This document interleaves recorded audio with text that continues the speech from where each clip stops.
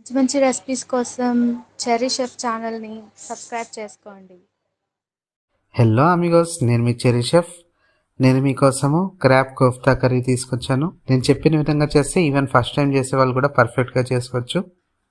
ఇంకా లేట్ ఎందుకు, వీడియోలోకి వెళ్ళిపోదాం.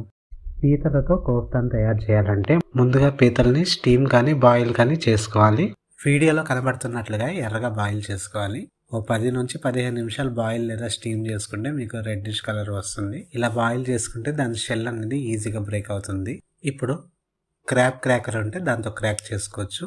హ్యామర్ లాంటి దాంతో దాని షెల్ని కొద్దిగా బ్రేక్ చేసుకుని ఒక స్పూన్ బ్యాక్ సైడ్తో వీడియోలో చూపించిన విధంగా దానిలో ఉన్న మీట్ అంతా కూడా రిమూవ్ చేసుకోవాలి.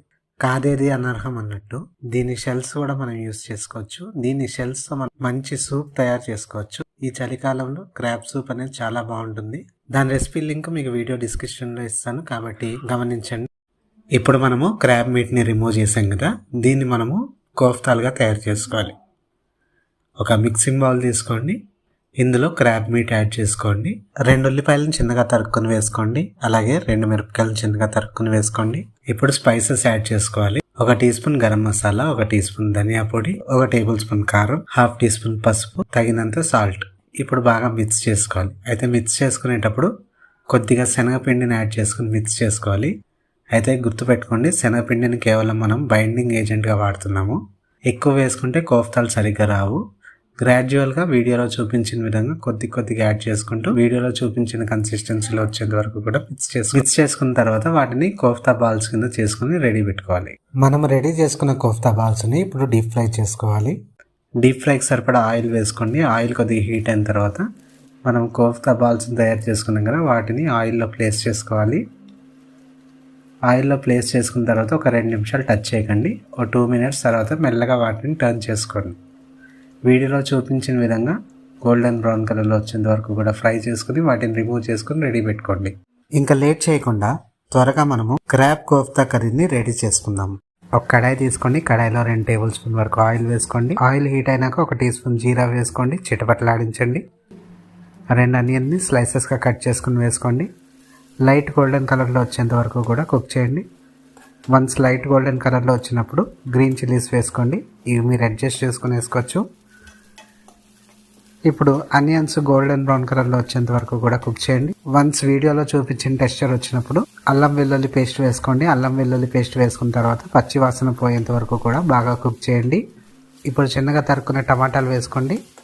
మెత్తబడేంత వరకు కుక్ చేయండి. ఇప్పుడు స్పైసెస్ యాడ్ చేసుకోవాలి. 1 టీ స్పూన్ కారం, 1 టీ స్పూన్ ధనియా పొడి, 1/2 టీ స్పూన్ జీరా పొడి, 1 teaspoon garam masala, 1/2 teaspoon పసుపు, తగినంత సాల్ట్. ఇవన్నీ వేసుకుని బాగా మిక్స్ చేసుకోండి.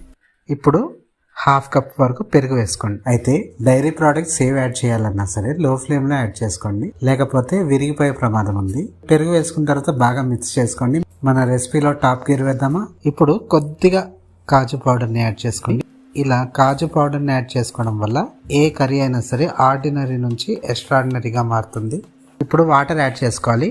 మన గ్రేవీ కన్సిస్టెన్సీకి సరిపోయేట్లుగా వాటర్ యాడ్ చేసుకోండి. బాగా మిక్స్ చేసుకోండి. మిక్స్ చేసుకున్న తర్వాత క్రీమ్ యాడ్ చేసుకోవాలి. క్రీమ్ అనేది మీ టేస్ట్ని బట్టి యాడ్ చేసుకోండి.